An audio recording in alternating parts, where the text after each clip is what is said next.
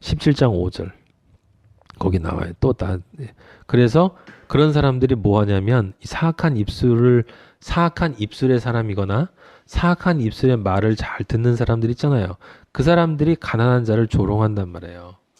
가난한 자를 조롱한다. 그럼 가난한 자가 누구야? 1절에 나와 있는 마른 떡을 가진 자가 바로 그 자예요. 자기 존재를 심령이 가난한 자, 천국을 가지고 있는 그 자를 조롱한단 말이에요. 그럼 어떻게 조롱을 합니까? 어떻게 조롱해요? 그게 예수님 믿는 거냐고. 행위도 없이.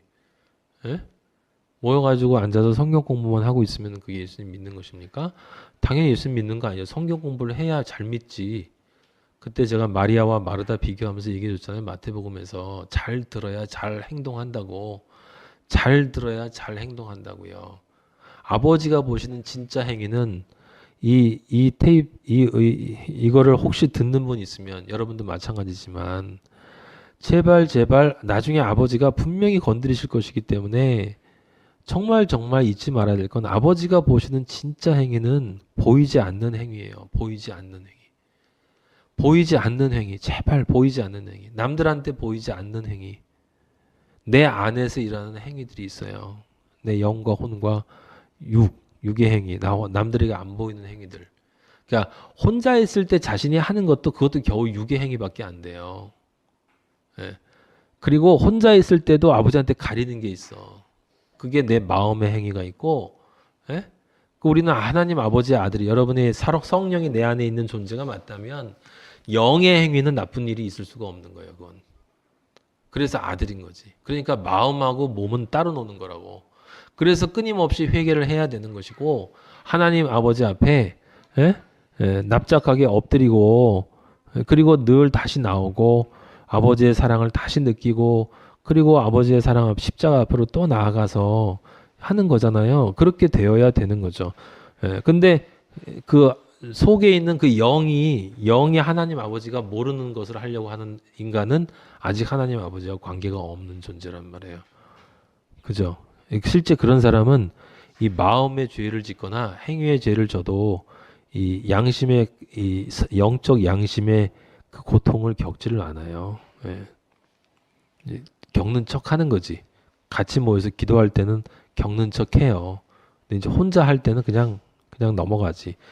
안 봐도 뻔해. 왜냐하면 그게 논리이기 때문에 그래. 성경에 써 있는 공식이기 때문에 제가 뭐 누굴 보고 알아요? 아니요. 성경에 그렇게 쓰여 있기 때문에. 하나님 아버지의 성령과 예수 그리스도의 영과 연합이 되지 않은 사람은 그럴 수밖에 없어. 그럴 수밖에 없어요.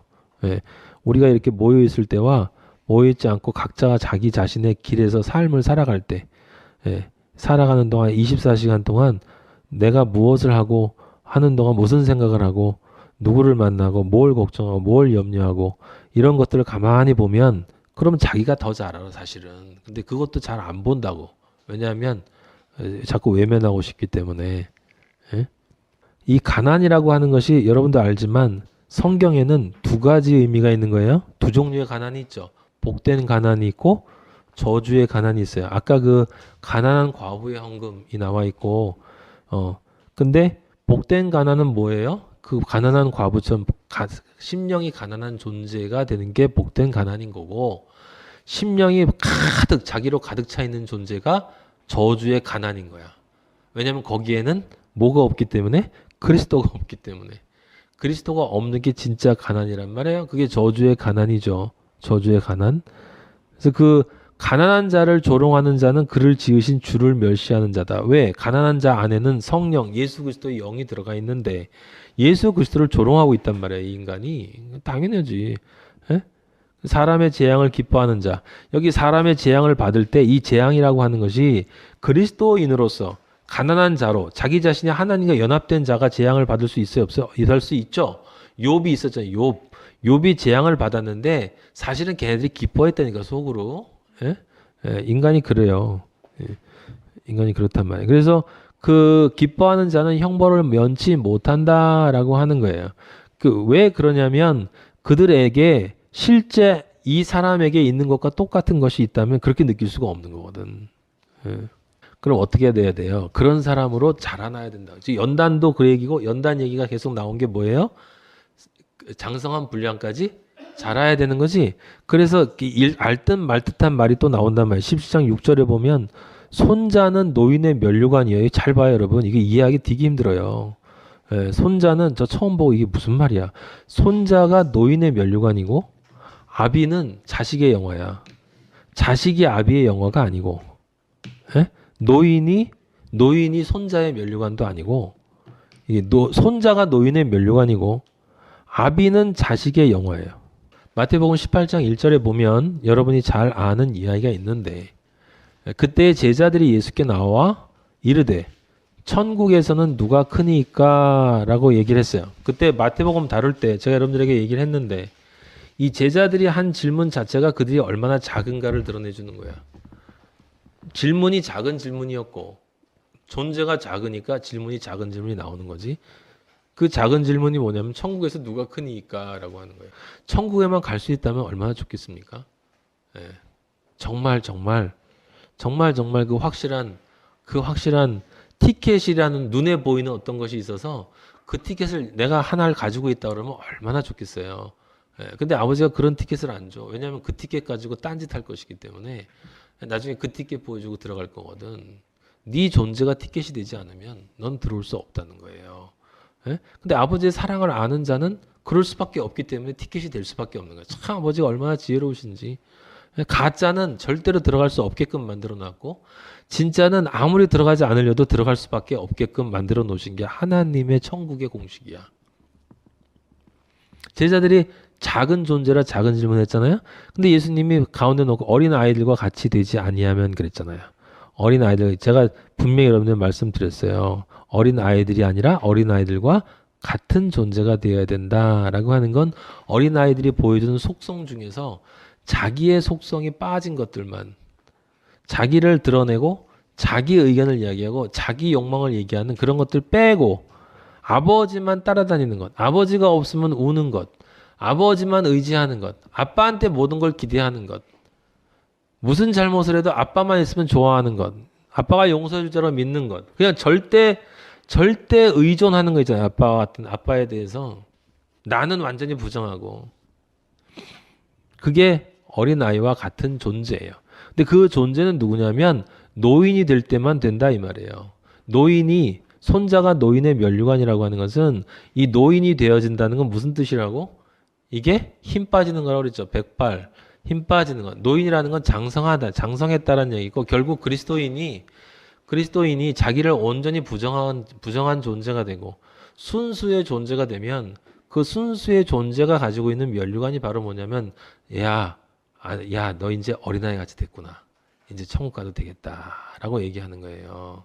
그래서 손자가 노인의 면류관인 거고 아비가 자식의 영화라는 건 자식은 누구를 봐야 되는 거야? 아비를 보고 따라가야 되는 거야. 아비로 장성하게 자라야 되는 거야. 자식이 그냥 자식으로 머물러 있으면 안 된단 말이에요. 반드시 아버지로 자라야 되는 거야. 예? 아버지로. 그래서 아비가 자식의 영화인 거예요. 예? 예. 장성한 분량으로 자라야 되기 때문에 에베소 4장 13절 한번 보세요. 우리가 다 하나님의 아들을 믿는 것과 아는 일이 하나가 되어 온전한 사랑을 이루어 그리스도의 장성한 분량이 충만한 데까지 이르리니 라고 하는 거죠. 예. 그러니까 아버지가 되기 전에는 아들은 누구만 자랑해? 아빠만 자랑해. 우리 아빠 누구 아빠. 왜? 아빠가 자식의 영화이기 때문에. 예. 나중에 그 아빠가 되면 스스로가 영화로운 존재가 되는 거예요. 장성한 분량까지 자라야 되는 거야. 예. 그렇게 되어야만 어떻게 되냐면 사람의 속임수와 간사한 유혹에 빠져 온갖 교훈의 풍조에 밀려 요동하지 않게 되는 거예요. 자, 그러면 이게 무슨 뜻이에요? 결국 영적인 노인은 자신의 손자됨을 자랑하는 거야. 그리고 영적 자식은 영적인 아버지로 자라기를 간절히 소망하는 거야. 간절히 소망하는 자. 그런 마음을 가진 존재가 바로 마른 떡의 존재란 말이야. 마른 떡의 존재. 그리고 그런 존재가 하나님과 화목된 자다라고 하는 거예요. 근데 그것이 목적인데 7절에 보면 또 반대파가 있단 말이에요. 지나친 말을 하는 것도 미련한 자에게 합당한. 여기 지나친 말이라는 거는 자기 잘났다라고 하는 말, 굉장히 훌륭한 척하는 말. 하물며 거짓말을 하는 것이 존귀한 자에게 합당하겠느냐. 그렇죠?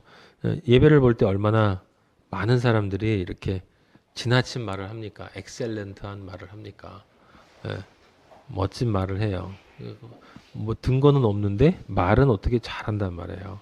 근데 존귀한 자라면 그리고 그것도 문제지만 존귀한 자라면 우리가 정말 하나님의 아들이 맞다면 거짓말을 하면 안 된다 이 말이에요. 그럼 이 거짓말이 뭐겠어요? 하나님에게 뭔가를 드려야 한다. 그래야 진정 그리스도인이다라고 하는 그러한 말들이 거짓말인 거예요. 그 앞에 나는 모든 것, 그러니까 행위가 있어야 된다. 아까 제가 말씀드렸던 이런 종류, 이런 게 행위가 있어야 된다라고 얘기하면서 그런 것들이 하나님에게 드려져야만 정말 하나님이 기뻐하신다라고 얘기하고 참 너무 귀한 사람이다. 정말 믿음 좋다. 예? 그러니까 진리가 아닌 교회에서 인간적인 관점으로 서로 칭찬하면서 잘났다고 이렇게 올려주는 모든 것들이 다 뭐냐면 아버지가 볼 때는 거짓말이란 말이에요. 거짓말. 근데 거짓말 하지 말라고 그랬잖아. 불 못 가니까 거짓말하면 안 된다는. 그리고 이제 오늘 제목인 뇌물이 나와요. 18절에 뇌물은 그 임자가 보기에 보석 같은즉 그가 어디로 가든지 형통하게 하느니라. 갑자기 뚱딴지같이 뇌물. 그러니까 7절까지 말을 이해하지 못하면 여러분 7절 앞에 가들을 이해 못하면 이 7절에서 8절로 넘어오는 걸 절대로 이해할 수 없어요. 이게 너무 뚱딴지 같아.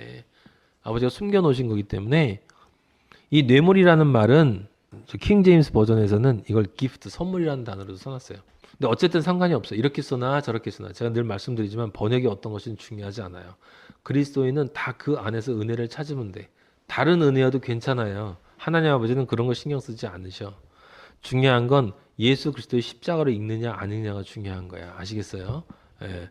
그러니까 절대로 이 단어 가지고 여러분 그러지 말고 이게 내가 그 정합이 전체가 되느냐가 중요한 걸 잘 생각하셔야 돼. 늘. 여기 보면 8절에 보면 지금 뇌물이 긍정적으로 나왔단 말이에요. 긍정적으로. 그래서 8절의 얘기를 이걸 긍정으로도 볼 수 있고 부정으로 볼 수 있는데 지금 9절에 보면 9절 봐봐요. 9절 보면 허물을 덮어주는 자라는 말이 나와요. 허물을 덮어준다. 그러면 어떤 게 딱 떠오르냐면 뇌물, 선물을 주고서 누군가의 허물을 덮어달라고 이야기를 해. 그러면 이걸 좋게 생각을 하면 예수 그리스도가 자신의 십자가의 보혈을 십자가의 목숨을 주고 우리들을 놓아달라고 사탄에게 나를 죽여라 라고 나를 내어준 거죠. 그렇게 하면은 이게 은혜롭게 해석이 된다 이 말이에요. 근데 제가 그렇게 해석을 하고 아버지 이런 거군요. 감사합니다 할 때 아버지가 딱 막으셨어요. 왜 막았냐면 성경에서는 항상 진리가 전체이기 때문에 좋은 결과가 나와도 하나님 아버지의 뜻과 어긋나는 것이 나오면 안 돼. 뇌물이라고 하는 것 자체가 의로운 방도가 아니에요. 뇌물은 공의로운 일이 아니야. 정당한 절차가 아니라고. 룻기에 나온 그 물은다라는 것도 정당한 절차가 아니란 말이에요. 뇌물을 주면 되는 것이 아니라 정당한 처벌을 받고서 형벌을 받고 끝내야 되는 거야. 근데 예수님 분명히 그랬단 말이에요. 근데도 불구하고 이 뇌물이라는 단어 때문에 그 뒤에 허물을 덮는다는 단어 때문에 뇌물이라는 것에 좋은 마음이 가는 이유는 그것이 우리 인간의 악한 본성인 거야. 어떻게든 좋은 쪽으로 갈 수 있다면 그것도 괜찮지 않느냐라고 하는 이 아주 사악한 본성이란 말이에요. 우리 아버지는 그런 식으로 일을 하지 않아요. 이렇게 돌아가더라도 바른 길로 돌아가서 그것을 통해서 은혜를 주지. 그래서 여기 8절에 나와 있는 것처럼 뇌물이 지금 좋은 곳으로 나온 얘기가 아니고 이게 무슨 뜻이냐면 이런 거야. 뇌물이라고 하는 건 뇌물은 그 임자가 보기에는 그 뇌물을 주려고 하는 자가 보기에는 이건 진짜 보석 같은 거기 때문에 실제로 주면 인간 사회에서는 그게 통해. 모든 일이 다 그걸 가지고 통하게 되어 있어. 그냥 그 사실을 얘기하는 거예요. 아셨어요? 그런데 9절에 허물을 덮어주는 자는 뇌물을 주지 않고 사랑을 준단 말이에요. 사랑을 구한다. 이게 프로모트라는 뜻이야. 사랑을 이게 더 강조한다. 더 장려한다. 더 육성한다. 사랑을 준다라는 뜻이라고. 구한다라는 건 내가 그걸 찾는다라는 뜻이 아니라 사랑을 통해서 주도록 한다라는 뜻이에요. 그럼 이 말을 아버지가 저를 이게 딱 끊으시고 이게 아니다라고 얘기하셨는데 그 자세하게 다시 한번 읽어봤어요. 잠언을. 그랬더니 그 전에 안 봐했던 게 보이는 거야. 16절 봐봐요. 16절 뭐라고 써있냐면 이렇게 써있어. 미련한 자는 무지하거늘. 근데 뭐라고 써있지? 손에 값을 가지고 무엇을 한다고? 지혜를 사려 한대. 누가? 미련한 자가. 미련한 자가 누구야? 사악한 자. 사악한 자가 누구지? 제욕을 가지고 자기 집에 풍성해 가지고 아버지를 예제를 드리는 자. 그럼 그 자가 누구예요? 자기중심적으로 하나님을 예비하는 자. 그럼 손에 값을 가지고 지혜를 사려 한다라고 하는 건 무슨 뜻이야? 하나님 아버지 앞에 무언가를 드리고 내가 원하는 것을 얻을 수 있다고 생각하는 거야. 하나님의 아들이 되기 위해서, 천국에 가기 위해서, 아시겠습니까? 영생을 얻기 위해서, 죄사함을 얻기 위해서 나는 하나님 아버지한테 뇌물을 바쳐야 되는데 그 뇌물이 뭐냐면 나한테 아주 복된 무엇인가를 하나님 앞에 드림으로써 그것을 내가 얻어낼 수 있다고 생각하는 거예요. 내가 무엇인가를 함으로써, 무엇을 드림으로써 아버지는 뭐라 그러죠? 네가 나한테 주는 것도 필요 없고 네가 나한테 뭔가 하는 것도 필요 없고 내가 원하는 건 상한심령이다 그랬잖아. 네 존재라고. 23절 봐요. 악인은 사람의 품에서 뭘 받아? 뇌물을 받는데 재판을 굳게 한대요. 뇌물을 받는 이 악인이 누굴까? 1차는 사탄이고 둘째는 거짓 선지자들이지. 뇌물을 받아요. 헌금을 걷어가지고 자기가 착복하고 그 다음에 재판을 굳게 해. 하나님의 공의로운 재판을 회방해. 무슨 뜻이에요? 그러면 천국 간다는 거지. 참 신앙 좋으시다고. 저런 집사님 따로 없다고. 집에 가서 또 기도해주고 이사 가면 또 이사 예배 봐주고 죽으면 장사 예배 봐주고 추도 예배 봐주고. 이해되셨죠? 뇌물이 뭘 뜻하는 거예요? 내 중심적인 예배예요. 모든 인간 중심적으로 인간 중심으로 나로부터 나오는 하나님께 드리는 예배예요. 성경적으로 얘기하면 한 단어로 바꾸면 가인의 예배가 되는 거야. 가인의 예배가 바로 뇌물이에요. 뇌물.